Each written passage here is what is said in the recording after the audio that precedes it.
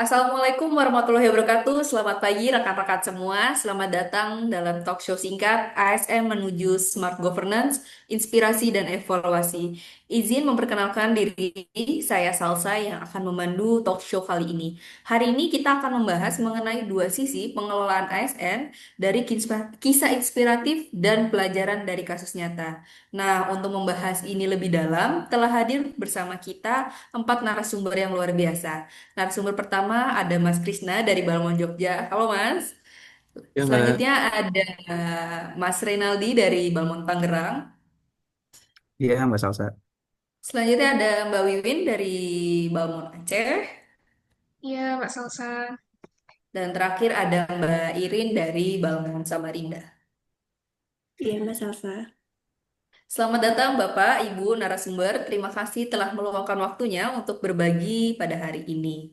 Kita mulai aja ya, rekan-rekan semua. Kita akan mulai dari contoh yang baik, yaitu program dari Kementerian Komunikasi dan Digital yang menyambungkan internet cepat ke sekolah rakyat di Yogyakarta.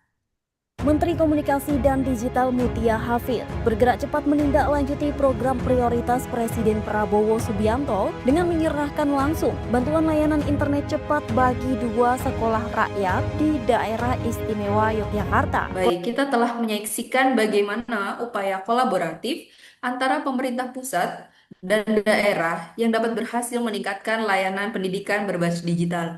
Untuk membahas lebih dalam, saya persilahkan kepada Mas Krisna untuk memberikan tanggapannya.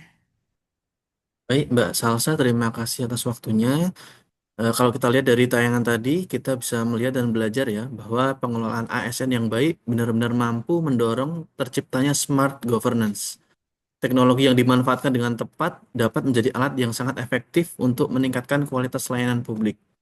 Tapi keberhasilan program ini tidak lepas dari kolaborasi lintas instansi. Peran ASN yang adaptif terhadap perubahan serta pemanfaatan teknologi yang secara opsional itu sangat membantu program ini untuk berhasil.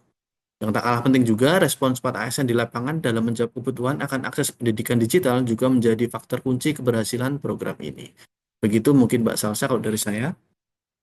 Wah, bagus banget nih Mas Krisna mengenai pendapatnya. Terima kasih Mas Krisna. Selanjutnya kami persilahkan kepada Mbak Wiwi untuk menambahkan pandangannya mengenai hal ini.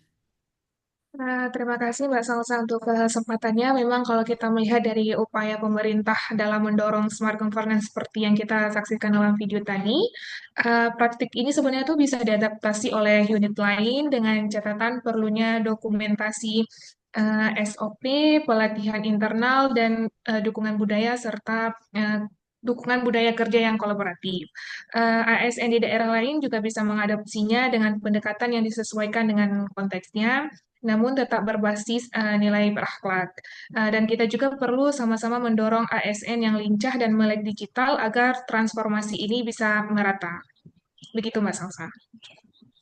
Baik, terima kasih sekali Mbak Wiwin atas pandangannya mengenai hal ini. Itu tadi kisah inspiratif dari Kementerian Komunikasi dan Digital. Sekarang mari kita lihat bagaimana contoh tantangan dalam pengelolaan ASN yang terjadi di daerah. Silahkan cuplikan berikut.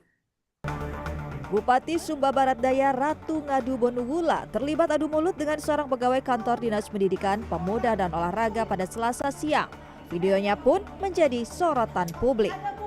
Diketahui Bupati marah karena pegawai dinas dinilai mempersulit nasib guru dan menghambat pencairan tunjangan guru. Baik, kita baru saja melihat situasi yang kurang ideal dalam komunikasi antara pimpinan daerah dan aparatur sipil negara. Untuk membahas penyebab dan solusinya, saya persilahkan kepada Mas Renaldi untuk menyampaikan tanggapannya. Ya, terima kasih Mbak Salsa. Kalau menurut pandangan saya, kasus ini jelas menunjukkan kegagalan komunikasi dan lemahnya manajemen ASN ya. Kenapa bisa terjadi?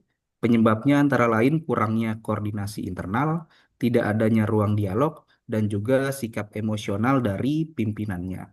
Terlihat juga ASN tampak tidak siap menghadapi konflik terbuka, yang imbasnya memperburuk citra pelayanan publik. Begitu Mbak Salsa kalau dari saya. Baik, terima kasih Mas Renaldi atas pandangannya. Selanjutnya kami persilahkan kepada Ibu Irin untuk menyampaikan alternatif dan solusinya. Baik, Mas Salsa. Agar tidak terulang, perlu ada pelatihan komunikasi ASN, jalur pengaduan formal, dan SOP penanganan konflik. Pimpinan juga perlu membangun budaya saling menghargai.